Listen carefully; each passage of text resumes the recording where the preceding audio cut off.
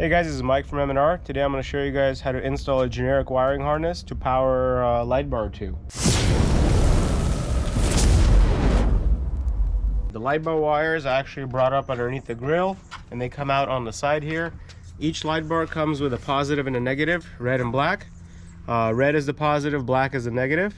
I'm going to show you guys how to use a generic wiring harness to connect two light bars. This particular wiring harness has two different switches, so you'll be able to control both light bars with one harness. It does have a little remote that you could use 3M tape for an easy installation. And I'll supply a link in order where you can buy this one on Amazon. M&R does not provide the wiring harness. You will have to purchase it from Amazon. For the dual light bar, you use the same wiring harness? For the dual feature light bars, you can connect, for example, the main light on one switch and the amber DRL on the second, so you would use the same harness. In this installation video, we're going to be doing two separate light bars, so we're going to put one positive lead on each button. So let's see how this wiring harness looks like. When you take it apart, I'll show you exactly where each wire goes. So what we're going to do here, it comes with relays for both switches. This is a positive and a negative. It goes through a fuse as well, right here. And then it has one control wire, which is the skinny wire. I got tangled a little bit. Let me get it out. The skinny wire in the harness with a plug. This is the one that goes towards the switch. We're going to go ahead and extend this into the cab. The positive and the negative go directly to the terminal. And then the two leads go directly to the light sources. First thing I'm going to do is actually get the trigger buttons and extend them into the cab. And then from there I'm going to connect it to the harness by using this connector and connect it to the rest of the electrical. There's different ways of getting this wire inside the cab. You can either drill through the firewall and extend it that way. The easiest solution, there's a gap here inside the fender. You can fish this wire in through here to get it into the engine bay, and then you can actually mount it here for easy accessibility. So I have a piece of wire. You can use a coat hanger or anything that's fairly solid. So I'm gonna actually go from this side. I got a piece of wire. I'm gonna go ahead and feed this here into this opening, so that way it passes into the engine bay, and I'll be able to connect that wire onto here and feed it through. So you can use a coat hanger or a solid wire that doesn't bend very much. There it is. Can you grab it for me? Alright, so that's what we're going to use to pull the wire through. What I'm going to do, I'm going to attach this end of the buttons to the solid wire that we just passed through, and then we're going to go ahead and pull it through. Okay, one thing I like to do, I like to go ahead and just tape. You can use electrical tape. I personally had shipping tape next to me, so I'm just going to go ahead and fuse these together, so that way when I pull them through, this socket is going to go into the engine bay. Go ahead and pull it through.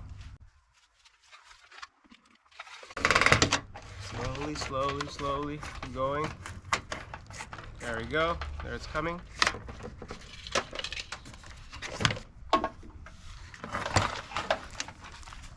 And now we get to undo the tape, and that's how we got that connection into the engine bay.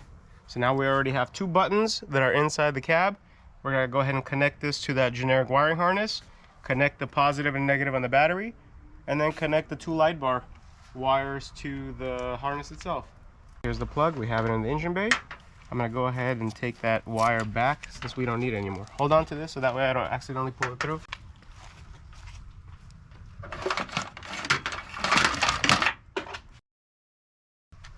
Alright, so next step of our installation, we're going to go ahead and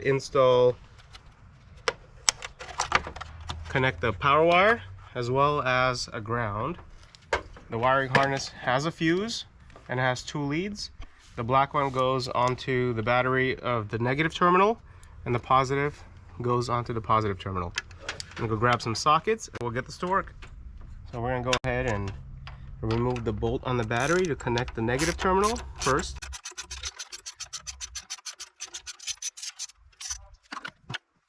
Slide the eyelid through the bolt.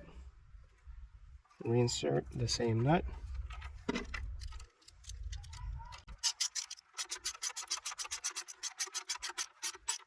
Okay, and we're going to do the same thing on the positive terminal.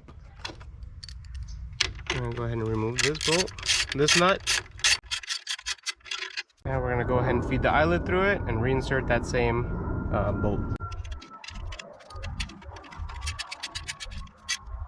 Okay, so now we have ground and power to our wiring harness. We can go ahead and close this up. The wire that we threaded into the engine bay gets plugged back into the wiring harness. Okay, and now the only thing that's left is to connect the light bars to these pigtails. So the next thing we're going to do is actually shorten these wires because the light bar wires are here. We don't want too much wires, access wire in the engine bay. We're going to cut the wires on the light bars, and we're going to go ahead and cut the access wiring on the generic wiring harness. All we're going to do is take the wires, we're going to cut them off, we're going to strip them, we're going to go ahead and strip these wires. 3, 1, 2, 3. Okay, now we have manageable size wires. We're going to do the same thing onto the 2 light bar wires that we're doing. I'm going to go ahead and cut them here. Take the sheathing off.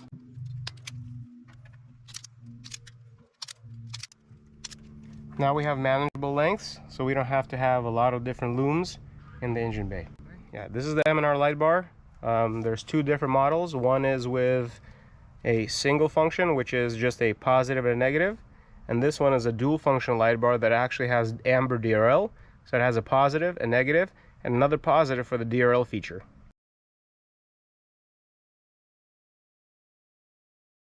I'll show you guys how I'm doing it. I'm going to slip a crimp connector on here and crimp it. There's one.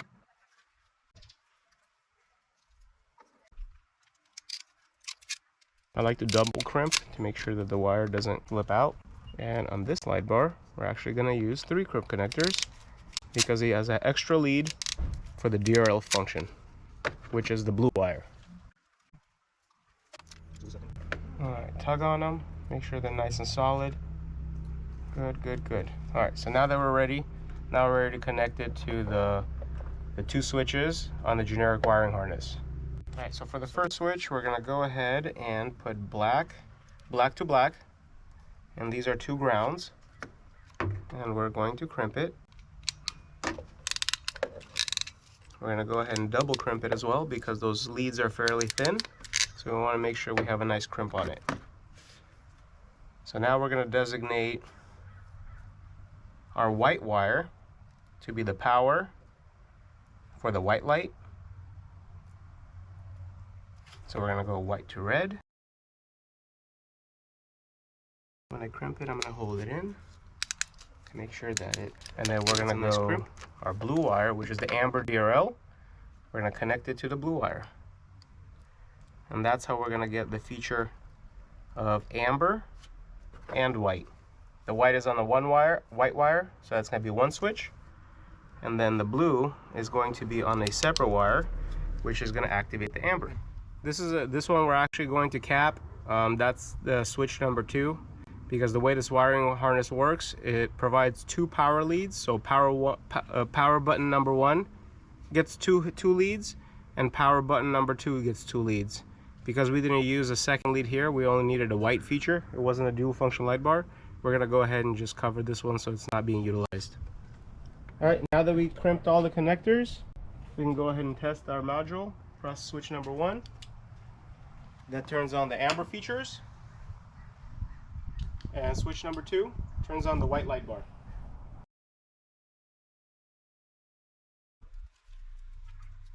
Zip tie some of this wiring. See, the beauty of it is not too much wire in here, and it's a lot easier to work with, so you don't have to have looms and looms of extended wire.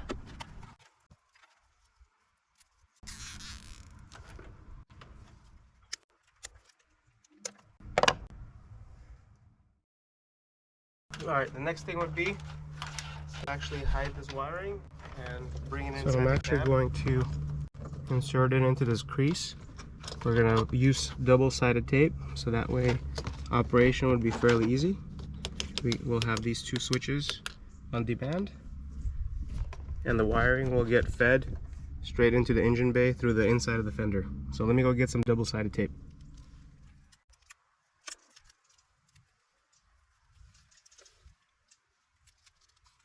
Okay, I'm going to peel this off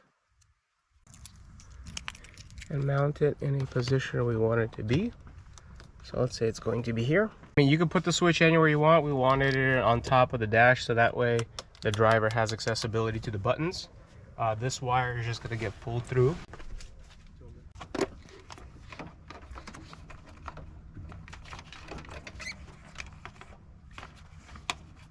To hold it in place. When the door closes, shouldn't have any impact. This completes the wiring for the 3500 using a generic wiring harness off of eBay or Amazon. We're going to supply a link in the description of the video. Hope you enjoyed this video.